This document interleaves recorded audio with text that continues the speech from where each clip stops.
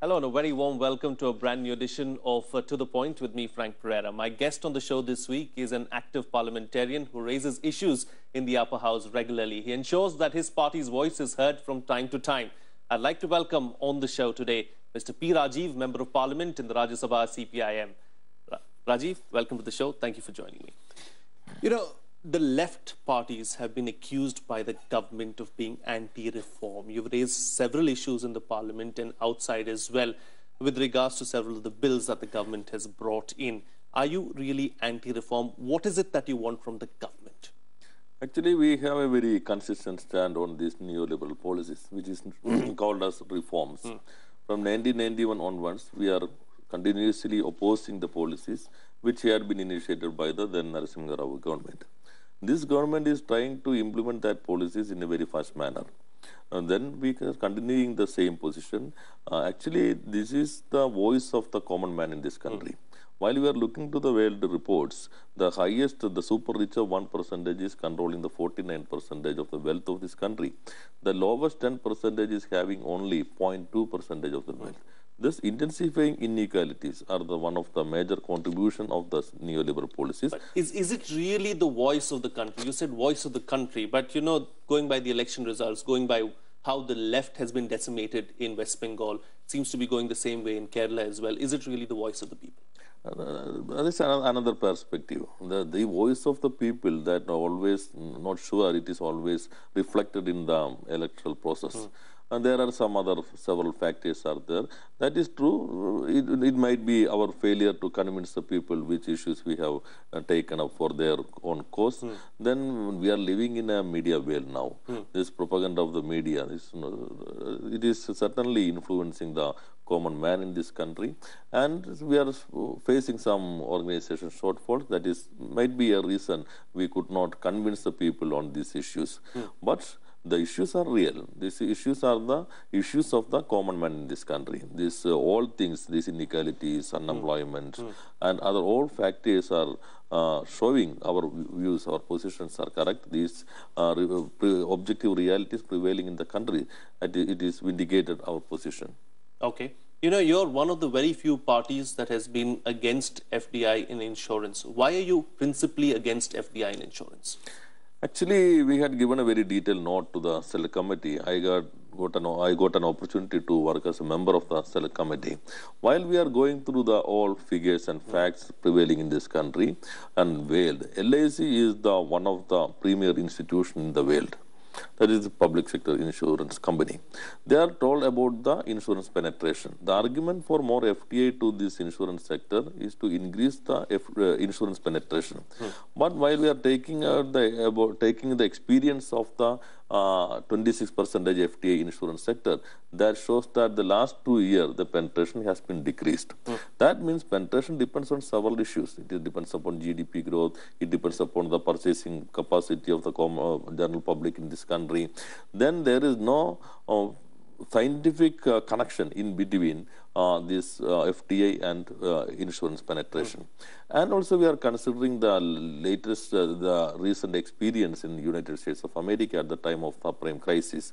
Most of the big insurance companies were in trouble and the government actually bailed out these companies. Now they are one more bailout from other countries. Actually, India government is ready to taking contribution to this bailout process of this insurance company. I want to add one more point. This reinsurance sector, they are talking about the Lloyd. Lloyd is the biggest reinsurance syndicate in the country.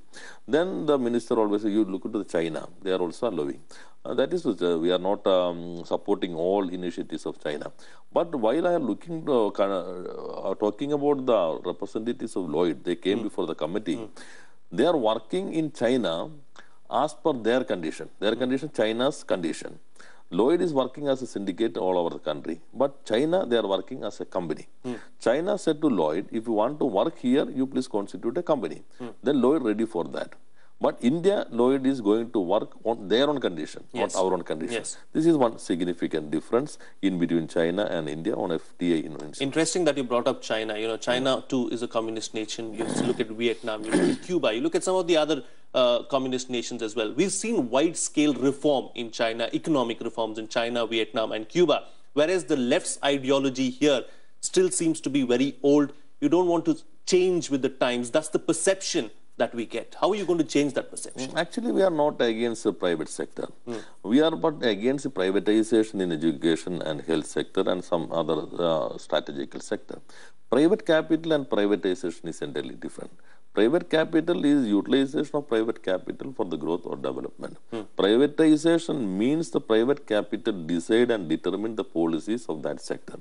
But we are looking to the education sector. Now it is privatized. Private capital determines all these things, self-financing institutions and other things. This is privatization.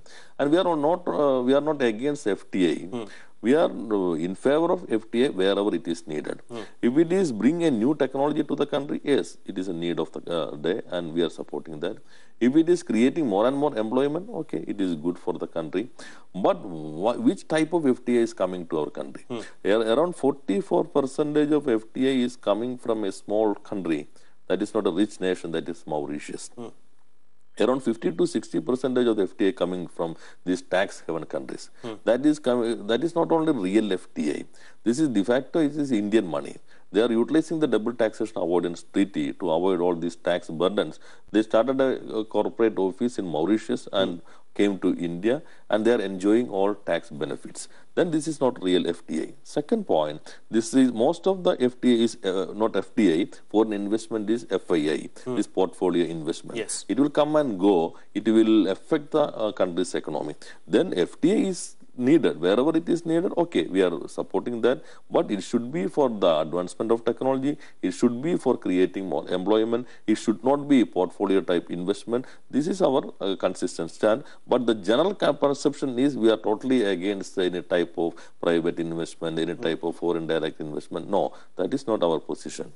Okay, let's talk about West Bengal. Let's move on a little further and talk about West Bengal. Now, the left's parties seem to be completely decimated in West Bengal. There is no trace of the left remaining in West Bengal. There are very few seats remaining in West Bengal that are your bastion or so-called, dominant seats. How are you going to change that around in West Bengal? Actually, our party state conference is just over in West Bengal. The public meeting, public rally is a very good gathering. I think it is one of the biggest rally in the last 5 years.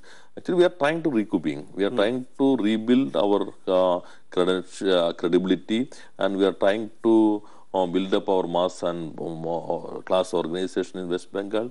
That is true. Actually, in West Bengal, we were in rule for more than 3 decades. This is a 40, 50-year-old man. He had seen only the left in power. They have never experienced another type of regime. Our cadres also only had that type of experience.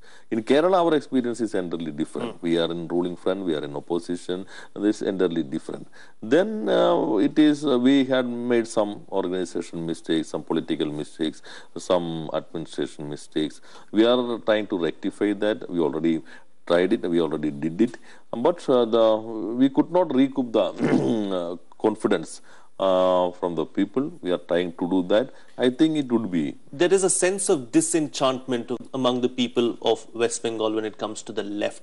Is there any kind of corrective measure that you're trying to use to try and, regain the confidence? What is it that you're looking at? Actually, we are started our rectification process in organization sector, political sector, and also we are going to a very detailed examination of our political tactical line, not only for Bengal, all India level. But Bengal is also part of this country, and it is also part of our political tactical line. That is one thing. Second thing, look into our new state committee. Most of the new members, that is below 60 years, normally it is above 60 years, that is our normal practice. Then we are trying to accommodate more youth to the higher committees in Bengal, also in other states, and we are also taking the general issues of the common man. We are trying to mobilize all people in Bengal against these anti-people government's policies, Mamata's policies, and we are trying to mobilize the secular forces against this type of BJP. They are trying to larger their base in Bengal. Then these type of activities, I think we can make a change. You know, the cause for concern really for the left is the fact that, you know, at the left's loss, the BJP or the right seems to be gaining significantly. That is a matter of concern, isn't it? I'm not sure about that observation. While we are looking to the state where BJP is in power, there was, earlier it was in Congress ruled state, Gujarat. Once the BJP was there, other states, UP, the highest base of Congress. Now it is SP and BSP. But most of the states, BJP was in power. In Bengal, no, BJP. They are trying to... but they are gaining significantly. They are almost relegating you to the third and the fourth position where the Congress and the BJP both are coming ahead of the left. Yeah, some constituencies. But the Bengal... Actually, there was a history. Shama Prasad Mukherjee elected from that constituency. Hindu Magar Sabha was very strong in that state. But because of the left intervention, because of the role played by communist parties, the secular nature of the state could be protected. Then the minorities, the biggest share of minorities in Bengal, their interests always protected. Then what is happening now in Bengal? The recent development, the rape on the nun of a Christian nun, other attack on Christian church. This shows that these type of things never happened in the regime of left government in Bengal. Now we are trying to mobilize all these people. The BJP, we the force consistently opposing the anti-secular, these communal policies of BJP, wherever it is. Kerala, they could not open an account in the Legislative Assembly up to now. Tripura, the situation is same. Bengal is... But they are gaining. But they are gaining. I mean, I have credible sources and credible reports coming in from Kerala and some of the other states telling me that, you know, several of the youth people who are part of DI, FI and all of that are actually joining the RSS and joining the BJP. So there are several cases like that. I think that is only propaganda in Kerala. Kerala, the situation is entirely different. Yes, they are trying to utilize this situation. They have the central government, they got the single party government in the center, and they are getting all these type of support and benefit from the central government and BJP central leadership. They are trying to open their account. They are hardly trying for that. But the thing is, I think this last Lok Sabha election, they could not open an account. They got some good votes in Trivandrum constituency, but the total vote share of BJP is lesser than the 14th Lok Sabha elections. Compared to the 15th Lok Sabha, yes, they got some more percentage of votes. But while we are compared to the 14th Lok Sabha, their percentage has been reduced. But they are trying their best. I think they cannot open an account in Kerala. Okay, you know, we will continue talking about that in detail in just a bit. It's time for a short break now. On the other side, we'll talk to P. Rajeev about the Communist Party's last stronghold in India, Kerala, and what are the party's national ambitions. Stay tuned. We'll be right back. Welcome back. You're watching Rajya Sabha television. In conversation with P. Rajeev, Member of Parliament, Rajya Sabha, CPIM. Rajeev, before the break, we were talking about how the left is really struggling for survival in West Bengal. The situation does not seem to be all that great in Kerala as well. Of course, yes, you have the seats. You are the party in the opposition. You're doing well from that perspective. But if you look at it from the party's perspective, there is factionalism. There are two camps in Kerala. And, you know, there are people vying for that top position. And that is one old story. Now, the last state conference reflected the unity in our party. Our all decisions in the party state conference we have taken unanimously. Yes, there is no factional issues. The one activity of a senior party leader that is against the normal party discipline process. We can rectify that also. But we are talking about the factionalism.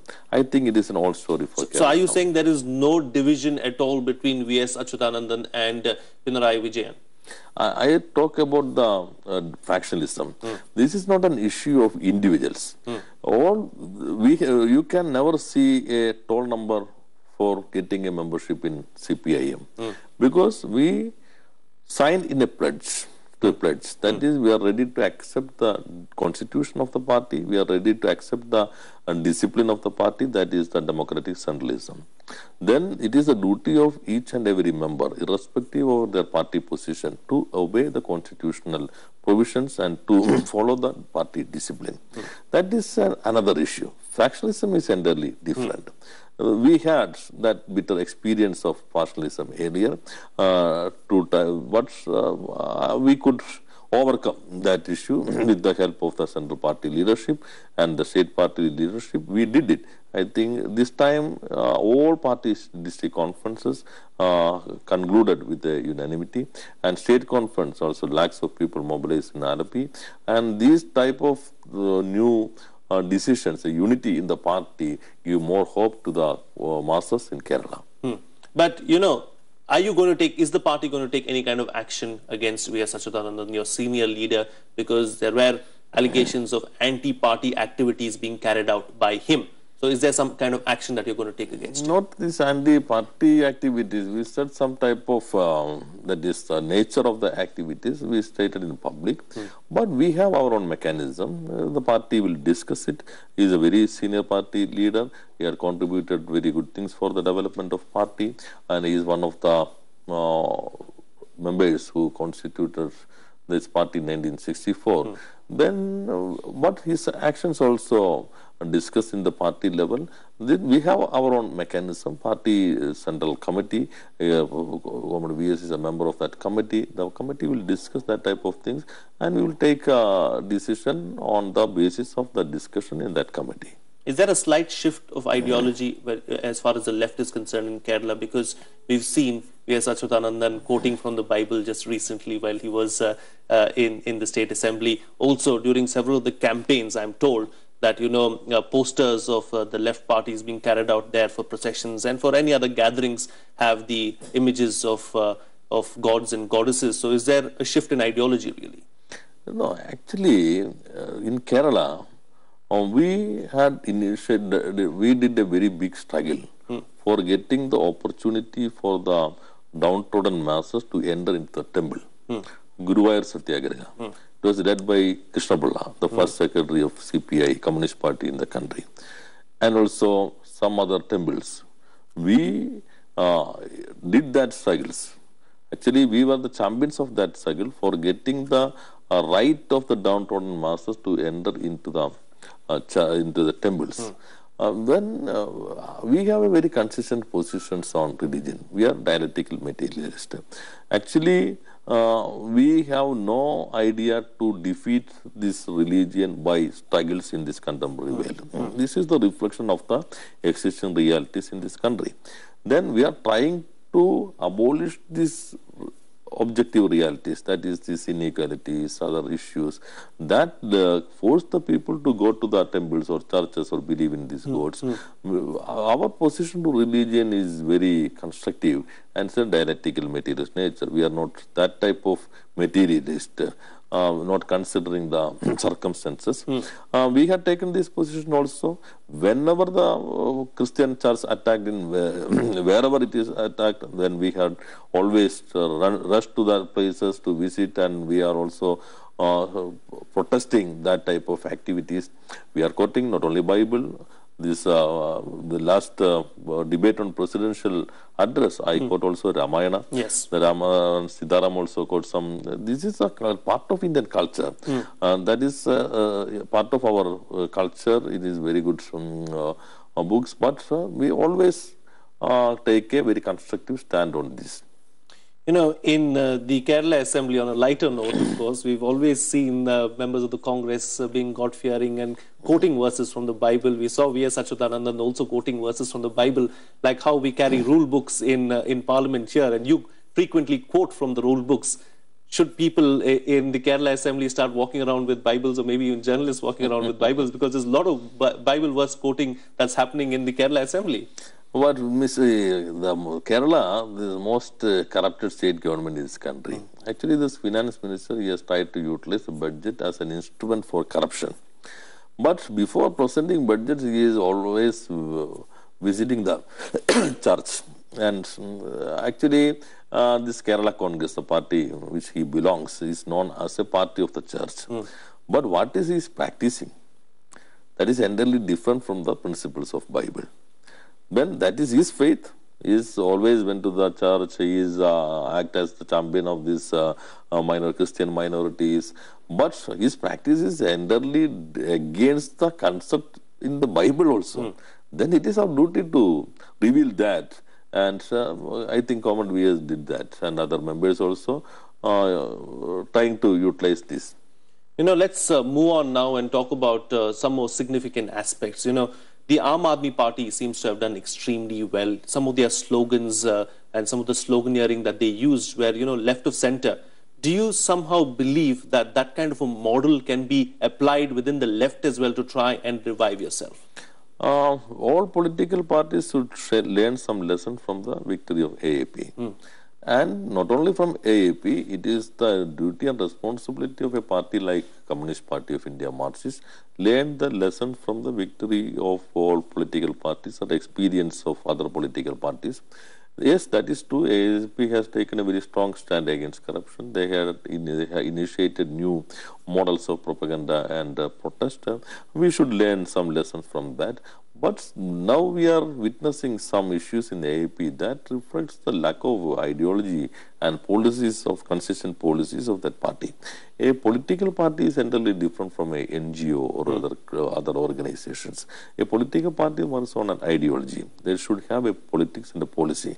I think we should learn some good lessons from AAP, not imitating AAP in all aspects, but these type of things, how they have taken, how can they reach the masses of the capital of the country, what are the models of operandi they have taken, and that type of things we should learn, and how can they attract the youth of the country, that is the most largest segment of the population. That type of things we should learn some lessons from their experience. The beginning of the end or the beginning of the downfall, I wouldn't say end, but beginning of the downfall for the left of the communist parties here in India, would you say was the walking out of the UPA alliance during the nuclear deal? After that, we've only seen the communist parties going downward. That is not a reason. That is true. We could not convince the common mass of this country the issue which had taken by us for withdraw the support of the UPA. That is not digestible to the common man. But as a party, we had a very strong position regarding the strategic relationship with United States of America. It was not a part of the common minimum program. We support the UPA to avoid the BJP coming to power. But we support the UPA on the basis of a common minimum program. Common minimum program did not include this strategic relationship with America. We several times warned the government, no, you should not go to that type of relationship. But at that time, the Prime Minister and the government, the Congress, was not ready to accept our proposal. Then we have no other option. We have a very consistent stand against the American imperialist position.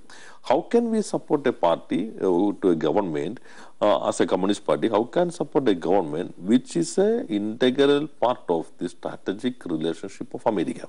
That is an ideological political question before us. We had taken a strong decision on that. We withdrew that support. But that is true. It is not that much digestible of the issues of price rise or corruption to the majority of the people of this country. We failed to convince the people the real issue we had taken.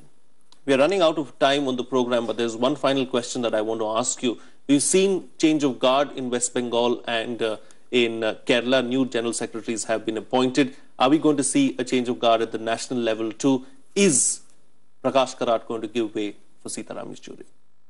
The new secretary would be decided by the party's central committee. But our constitution had been amended later. Nobody can continue as a secretary after 3 terms. But there is one exemption only for 1 term if it is necessary and with the support of the 2/3 of the members of the committee.